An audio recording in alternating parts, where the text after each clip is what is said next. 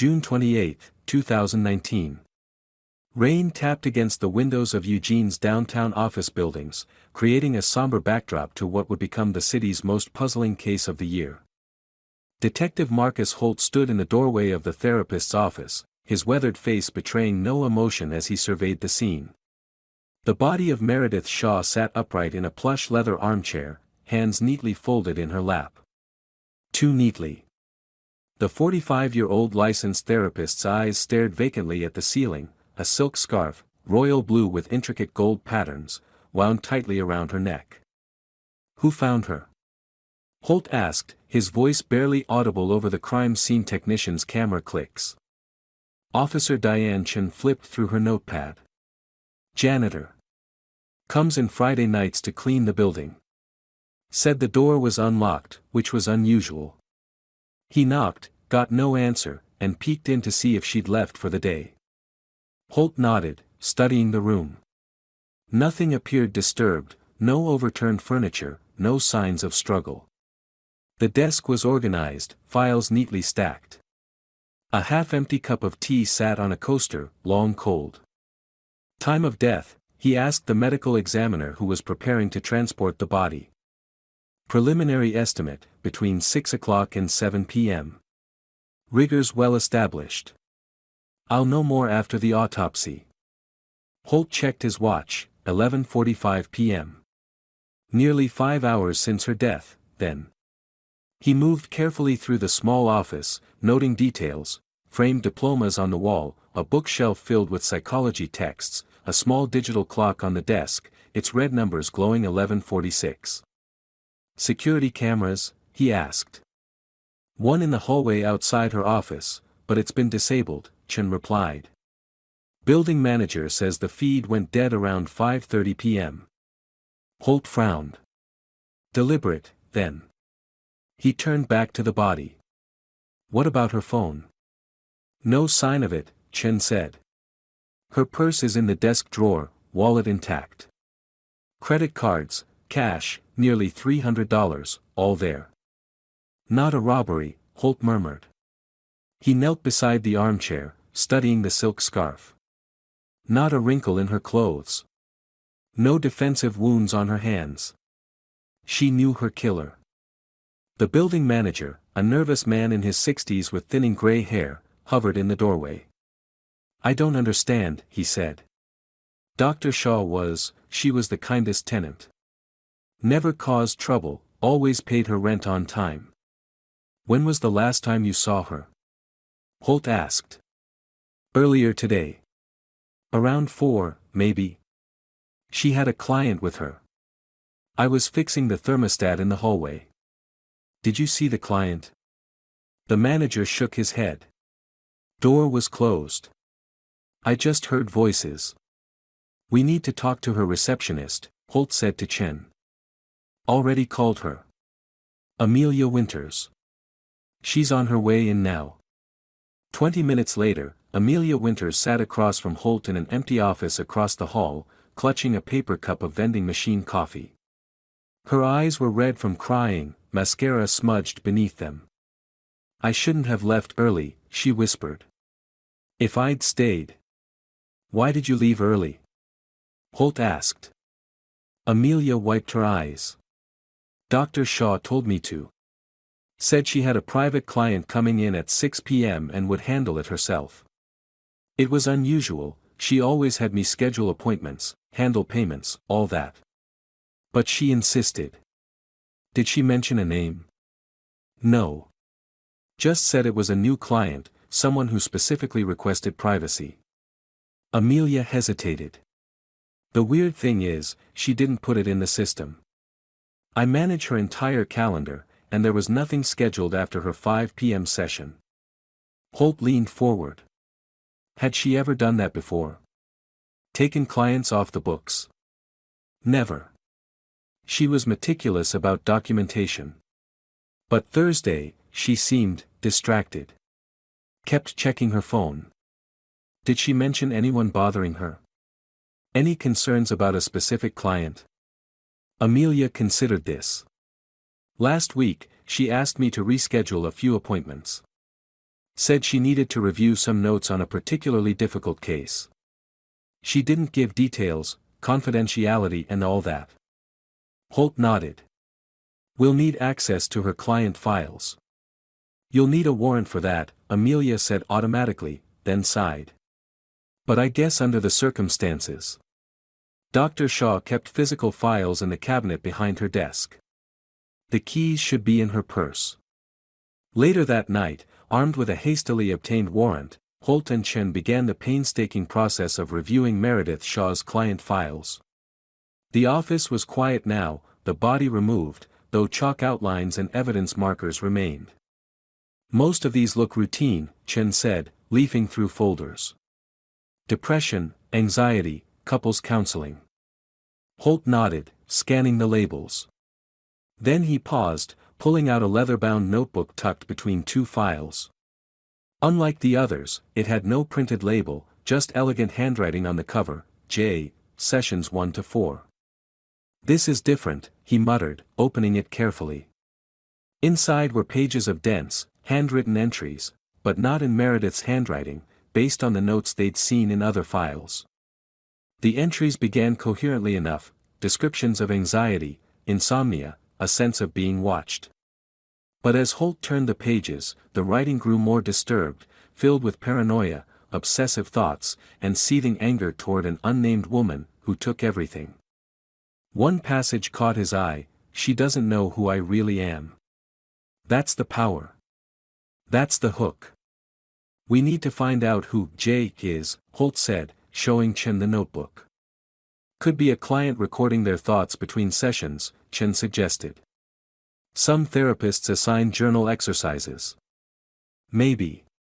But why keep it here instead of letting the client take it home? Holt frowned. And why isn't it in Meredith's handwriting if these are her session notes? The next morning, Holt sat in his office at the precinct, a large whiteboard before him covered with photos of the crime scene and notes. The autopsy report had been expedited, cause of death, asphyxiation by strangulation. No signs of sexual assault. No defense wounds. The killer had likely approached from behind while Meredith was seated. So far, we've verified alibis for 11 of her clients, Chen said, entering with a stack of papers. The others are being contacted today. What about the scarf? Holt asked. Not hers, according to the receptionist. Expensive, pure silk, limited edition design from last year's Burberry collection. Holt raised an eyebrow. Our killer left an expensive calling card. There's something else, Chen said. A neighbor came forward this morning. Lives in the apartment building next door, has a clear view of the office parking lot. 2 nights before the murder, Meredith Shaw approached him. He's an IT consultant. She asked if he could install a hidden camera in her waiting room. Did he? Yes. She seemed frightened, said she'd been getting strange energy from someone who keeps rescheduling under different names. He installed a small camera disguised as a wall clock. The footage was set to upload to a cloud server. We need that footage. Already requested it. The original files were deleted shortly after the murder, someone accessed the cloud account. But the neighbor kept backup files on his personal drive. The footage, partially corrupted but still viewable, showed the waiting room from a high angle. Chen and Holt watched in silence as the time-lapse video played, clients entering, sitting, being greeted by Meredith, then leaving. There, Chen said suddenly, pointing to the screen. That man. Holt leaned closer. A tall figure in a dark jacket and baseball cap entered the waiting room, face tilted down. They watched as the man returned on 3 other occasions, each time in slightly different clothing but always with the baseball cap. Can we enhance the image? Holt asked. The tech department worked their magic, and by late afternoon, they had a partial facial match against the DMV database, Grant Foley, 39, with addresses in 3 different states over the past decade. He's changed his name legally 3 times, Chen reported. Born Andrew Grant, changed to Michael Harmon in 2012, then to Grant Foley in 2015. criminal record. One investigation for stalking a former professor at University of Washington in 2009. Charges were dropped when the professor left the country for a position overseas. Chen paused. Here's the kicker, Grant Foley disappeared 2 months ago. Quit his job at a local bookstore, emptied his apartment, cancelled his utilities. No credit card activity since. He planned this, Holt murmured. What's the connection to Shaw? That answer came the following day, when they interviewed Meredith's sister, Catherine. She sat in Holt's office, a tissue clutched in her trembling hand. Meredith never mentioned a Grant Foley, she said. But she did tell me about a challenging client recently. She couldn't give details, but she seemed unsettled. Did she mention feeling unsafe? Holt asked. Catherine nodded slowly. Last Sunday, when we had dinner. She said she might have made a mistake taking on a particular client. Said there was something familiar about him that bothered her, but she couldn't place it. Anything else? Catherine hesitated. She mentioned her desk. Said if anything ever happened to her, I should check her desk. That she kept important things there. Holt and Chen exchanged glances. They'd searched the desk but found nothing unusual beyond standard office supplies and client files. We'll take another look, Holt promised. Back at Meredith's office, they conducted a more thorough search. Chen carefully removed each drawer, examining them for false bottoms or hidden compartments. Nothing. Then Holt noticed something, a slight gap between the back of the bottom drawer and the desk frame. Hand me that penlight, he said. Shining the light into the gap, he spotted something white wedged behind the drawer. Using tweezers, he carefully extracted a sealed envelope labeled in Meredith's handwriting, open only if something happens to me. Inside were 3 items, a printed restraining order from 2007 against a man named James Thornton, a blurry photograph of a man standing outside a courthouse, the same man from the waiting room footage, and a yellow sticky note with Meredith's handwriting. He says I saved him. I think he just found a new obsession. James Thornton, Chen said. JT, the J from the notebook. Holt nodded grimly. Run the name through the system. And check if there's any connection between James Thornton and Grant Foley. The results came back within the hour. James Thornton had been Meredith Shaw's client in Seattle 12 years earlier, when she worked at a university counseling center. He developed an obsession with her, began following her, leaving gifts. When she rejected his advances, his behavior escalated. She filed for a restraining order, and shortly after, he disappeared. He's been tracking her, Holt said. Changed his name, his appearance, waited years until she wouldn't recognize him, then became her client again. But why kill her now? Chen asked. After all this planning? That question led them to interview Dr. Helen Lowe, another therapist in the building who occasionally consulted with Meredith on difficult cases. Meredith called me last week, Dr. Lowe said. She was disturbed by a new client. Said something about him felt familiar, but she couldn't place it. She described his behavior as performative, like he was playing a role rather than genuinely seeking help. Did she mention planning to terminate their therapeutic relationship? Holt asked. Dr. Lowe nodded. She said she was going to refer him to a male colleague. Said her instincts were telling her something wasn't right. The rejection triggered him, Chen said later as they updated their case board. Just like 12 years ago. Only this time, he wasn't going to let her walk away.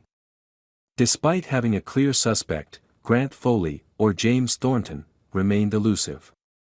Alerts were sent to airports, bus stations, and border crossings. His photo was distributed to law enforcement agencies nationwide. But as days turned into weeks, the trail grew cold. 2 months after the murder, renovation began on the building. The therapy practices relocated, and a law firm purchased the space. Holt visited during the renovation, standing in what had been Meredith's office, now stripped to the studs. Strange thing, said the contractor, scratching his head. The blueprint keeps showing a chair in this corner. We remove it from the digital file, but it reappears the next day. Tech guys can't explain it. Holt felt a chill run down his spine. What corner? Right there, the man pointed. Where the lady was found. Later that week, Holt received a call from the building's security company. "Detective, you asked us to monitor any unusual activity on the motion sensors we installed. We've got something." "What is it?" "Every Friday at 6:03 p.m., the hallway sensor outside the former Dr. Shaw's office triggers. Just for a few seconds. There's never anyone there on the cameras we installed." 6:03 p.m., Holt repeated. The time of her final appointment. The case remained officially open, with Grant Foley at the top of the most wanted list. But 6 months later, when a man matching his description was reported in Montreal, the trail went cold again. Some said he'd fled to Europe.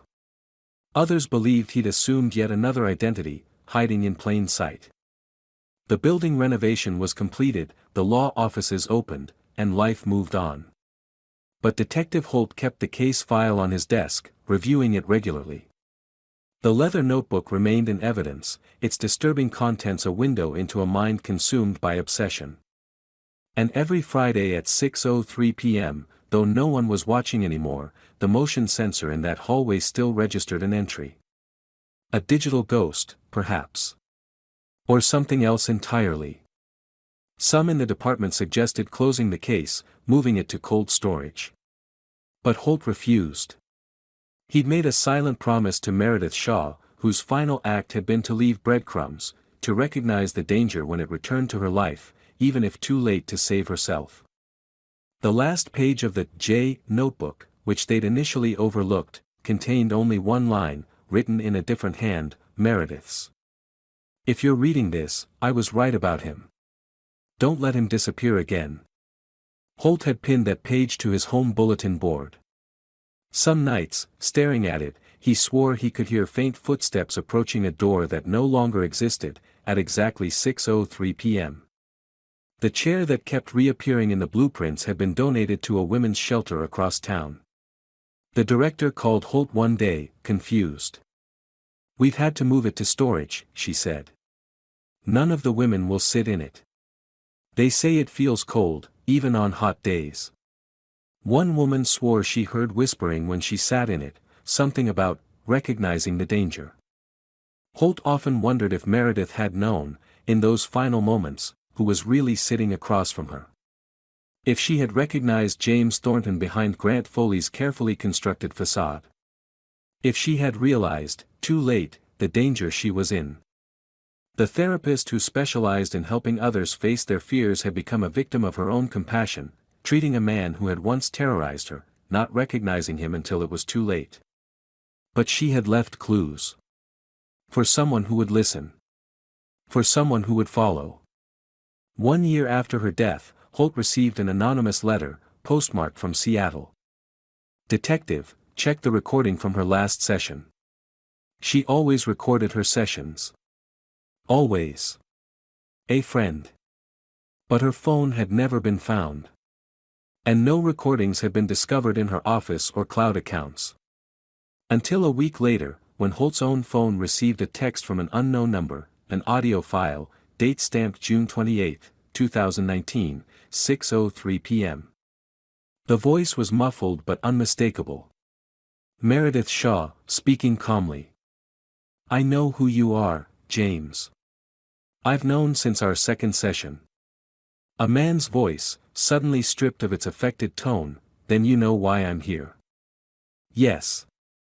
But you're wrong if you think this ends with me. I've made arrangements. No one will find me. I've had years to plan this. Plans have flaws, James. Obsession blinds you to the details." The recording ended abruptly. Holt played it again, hearing something he'd missed, a faint clicking sound in the background. Regular. Methodical. Like a clock ticking. Or like someone, tapping out a message. The case of Meredith Shaw remains officially unsolved. Grant Foley remains at large. But Detective Holt keeps searching, following whispered leads and digital ghosts. And in what was once her office, now a conference room for a prestigious law firm, no one can explain why the lights flicker briefly at 6:03 p.m. every Friday. Or why the temperature drops several degrees. Or why, occasionally, someone reports hearing a woman's voice saying clearly, "Recognize the danger" when it returns. The chair that once held her body now sits in police storage, a silent witness. The leather notebook remains in evidence, its disturbing contents a window into a mind consumed by obsession. And somewhere, a man with many names continues to watch and wait. Perhaps for another therapist. Perhaps for the detective who won't let the case go cold. Meredith Shaw's final session never truly ended. It just found new participants.